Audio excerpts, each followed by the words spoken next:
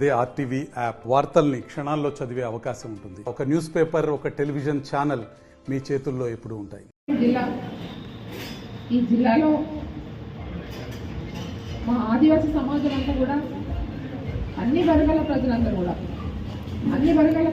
కూడా నన్ను రెండోసారిగా నాకు ఎమ్మెల్యేగా వాళ్ళ ఆశీర్వాదం ఇచ్చి నన్ను గెలిపివ్వడం జరిగింది. గెలిపించిన తర్వాత గెలిచినప్పటి నుంచి కూడా మరి కాంగ్రెస్ నాయకులు మరి నా మీద ఒక కక్షతో మరి వాళ్ళు వ్యవహరిస్తున్నారు. మీకు అందరు కూడా తెలుసు. మరి ఈరోజు ఒక ఆదివాసీ మహిళగా నేను రెండోసారి గెలిచినప్పుడు కూడా మరి మాకు చిన్న చూపు చూడడం, ఒక అనామతులు, వాళ్ళకి ఎలాంటి అధికారం లేవు. మరి వారు మరి గతంలో ఉన్న నాతో పోటీ చేసిన వాళ్ళు ఓడిపోయిన శ్యామ్ నాయక్, తర్వాత ఇక్కడ మరి సీనియర్ నాయకుడుగా మరి పార్టీని కాంగ్రెస్ పార్టీని నడిపిస్తున్నటువంటి విశ్వప్రసాద్ రావు, మరి వీరిద్దరు కూడా మరి ఇక్కడ ఒక కక్షగా వాళ్ళు అంటే వాళ్ళు జీర్ణించుకోలేకపోతున్నారు. ఎందుకంటే వాళ్ళ ప్రభుత్వం వచ్చింది కాబట్టి ఈరోజు ఇక్కడ భువలక్ష్మి గెలిచింది. అసలు మేము మా ఎమ్మెల్యే గెలిస్తే బాగుంటుండే, ఈ ఎమ్మెల్యేది ఏమి నడవకుండా చేయాలనే ఒక ఉద్దేశ పూర్తకంగా వాళ్ళు మా మీద ప్రతిదాని కూడా ఏదైతే అధికార ప్రోగ్రామ్స్ లో కూడా ఇప్పుడు ఇన్ఛార్జ్ మంత్రి గారు మాకు సీతక్క ఆదివాసీ మన సీతక్క గారికి మరి ఇవ్వడం జరిగింది. మరి ఆదివాసీ సీతక్క గారికి ఇచ్చిన తర్వాత కూడా మేము చాలా సంతోషించాం. ఎందుకంటే ఈ ప్రాంతంలో మరి ఆదివాసీ గుట్టలు మెట్టలలో కూడా అన్ని వర్గాల ప్రజలందరూ ఉన్నారు. ఇంకా ఈ జిల్లా మేము తీసుకురావడంలో మరి ఇంకా అభివృద్ధి ఇంకా చేయాలి, ఇంకా అభివృద్ధి కావాల్సి ఉంది. కాబట్టి ఆదివాసీ ఒక మహిళ మరి ఆదివాసీ బిడ్డకి ఇచ్చారు మరి మంత్రిగా. మరి ఇక్కడ అభివృద్ధి చేయడానికి నిధులు ఎక్కువగా పెట్టి మరి అభివృద్ధి చేస్తారనే ఒక మేము ఆశతో మరి మేము కూడా ఎదురు చూస్తున్నాం.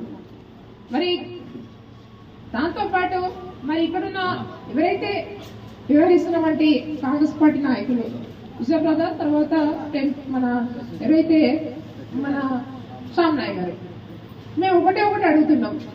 మరి గతంలో ఈ కాంగ్రెస్ పార్టీలో ఉన్నారు. కాంగ్రెస్ పార్టీలో ఆ రోజు చాలా మంది సీనియర్ నాయకులు, మన లక్ష్మీనారాయణ గౌడ్, మరి ఆయన నిలబొట్టినాం. విశ్వప్రసాద్ నిలబొట్టారు, చాలా సీనియర్. రామగౌడ్ మామ ఆ రోజు కాంగ్రెస్ పార్టీలో కేరమేరి మండలంలో ఆయన ఎంపీగా చేశారు. మరి ఆయన మా నాన్నగారితో కాంగ్రెస్ పార్టీలో ఉండి మరి వీళ్ళంతా కూడా చిన్న కార్యకర్తలుగా మా నాన్నగారితో పనిచేస్తాం వాళ్ళే. మరి ఆయన వాళ్ళ కొడుకు మన లక్ష్మీనారాయణ గౌడ్, ఆయనని కాంగ్రెస్ పార్టీ నుంచి వెళ్ళగొట్టిండు. తర్వాత మా సిస్టర్ మరి మరుసకల సరస్వతి గారు, మరి ఆమె ఫస్ట్ సర్పంచ్గా ఎన్నుకున్నారు. తర్వాత రెండోసారి ఆమెను సర్పంచ్గా కాకుండా వాళ్ళు ఆయన ఇబ్బంది పెడితే మరి ఆమె ఆ రోజు సర్పంచ్ నిలబడకుండా ఉంటే నేను ఆ రోజు సర్పంచ్గా నిలబడ్డాను, మరి నేను గెలిచాను. మరి ఆమెని మరుసకల సరస్వతి గారిని నిలబొట్టారు. మరి దాని తర్వాత మరి ఎవరైతే ఇక్కడ ఎమ్మెల్యేగా మరి మీరే అని మరి ఆయనని ఎంతో డబ్బులు పెట్టించేసి మరి ఎవరైతే గణేష్ రాథోడ్ని తీసుకొచ్చేసి మరి ఇంట్లో వెళ్ళి సభలో డబ్బులు పెట్టించారు. మరి ఇక్కడ మరి దాదాపు 4 సంవత్సరాలుగా నువ్వే ఎమ్మెల్యే అని ఆయన డబ్బులు పెట్టించేసి ఆయనని బయట తరిమేశారు. తర్వాత బాగా డబ్బున్న వ్యక్తి శ్యామ్ నాయక్ గారు, ఎందుకంటే ఆయన బాగా డబ్బులు సంపాదించారు. మరి వాణి భార్య ఇక్కడ జడ్పీటీసీగా ఆ రోజు పోటీ చేశారు కాంగ్రెస్ పార్టీ నుంచి. ఆమె జడ్పీటీసీగా గెలిచారు. గెలిచిన తర్వాత ఆమె ఇక్కడ ఉంటే మా నడవ అనేసి మరి ఆమెని మరి ఖానాపూర్కి వెళ్ళగొట్టింది. మరి ఖానాపూర్కి వెళ్ళగొట్టిన తర్వాత మరి ఆ రోజు ఉన్నవంటి మా కేసీఆర్ సార్ గారు ఆ రోజు మా ప్రభుత్వంలో ఆమెకి 2 సార్లు ఎమ్మెల్యేగా మరి ఆమె 2 సార్లు 10 సంవత్సరాలకు ఆమె ఎమ్మెల్యేగా ఉన్నారు అక్కడ.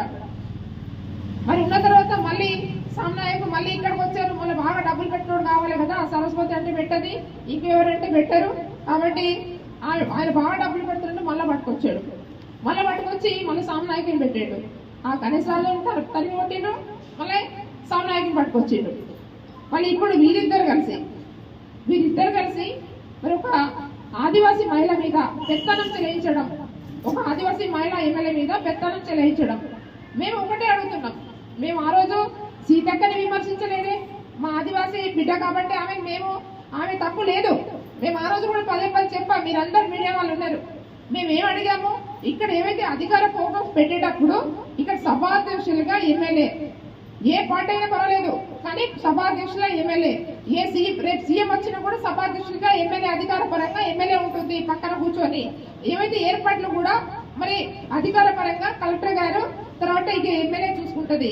కాబట్టి మీరు అధికార పరంగా మీరు మంత్రి గారు వచ్చినా కూడా ఇక్కడ ఏవైతే షెడ్యూల్ తయారు చేసుకోవడానికి, ఇక్కడ ఏవైతే ప్రోగ్రామ్స్ తయారు చేసుకోవడానికి ఎమ్మెల్యే కలెక్టర్ మాత్రమే ఇక్కడ తయారు చేసుకోవాలని మేము కలెక్టర్ గారికి కూడా చెప్పాం. కానీ వీళ్ళు ఏం చేస్తున్నారు, వాళ్ళు మంత్రి గారు వస్తున్నారు అని మాకు ఒక 2 రోజులకు 2 రోజుల ముందు చెప్తున్నారు. అది కూడా వాళ్ళిద్దరు కలిసి కలెక్టర్ గారి దగ్గర కూర్చొని అందరు అధికారులను పిలిపించేసి మరి కూర్చోబెట్టేసి మరి ఎక్కడెక్కడ ప్రోగ్రామ్స్ మరి పెట్టాలో వాళ్ళే నిర్ణయం చేసుకొని మరి కలెక్టర్ గారికి మరి ఏదైతే షెడ్యూల్ తయారు చేసుకొని మరి ఇస్తున్నారు. తయారు చేసి ఇచ్చిన తర్వాత కలెక్టర్ గారు షెడ్యూల్ పంపించిన తర్వాత అప్పుడు అక్కడ సీతక్క గారు ఇక్కడికి రావడం జరుగుతుంది. మరి ఇక్కడ ఉన్న ఆదివాసీ ఎమ్మెల్యేనే కదా, మరి వస్తున్నామండి, ఇక్కడ ఇన్ఛార్జ్ ఆదివాసీ మంత్రి కదా. మరి ఈరోజు ఎవరికి కొట్లాటలు పెట్టిస్తున్నారు? ఇవాళ ఆదివాసులు మరి కొట్లాడుకుంటూనే ఉండాలా? అంటే ఈ కొట్లాటలు పెట్టివ్వడం అనేది ఏంటిది నేను అడుగుతున్నాను. ఈ కొట్లాట పెట్టడం అంటే ఏంటి? ఇవాళ అధికార ప్రోగ్రామ్స్ పెట్టేసి పార్టీ ప్రోగ్రామ్స్ పెడుతున్నారు. స్కూళ్ళలో మధ్యాహ్నం మరిన్ని వీడియోస్ కోసం ఛానల్ ని సబ్స్క్రైబ్ చేయండి. లేటెస్ట్ అప్డేట్స్ కోసం వాట్సాప్ ఛానల్ ని ఫాలో చేయండి. అండ్ లింక్ డిస్క్రిప్షన్ లో ఉంది.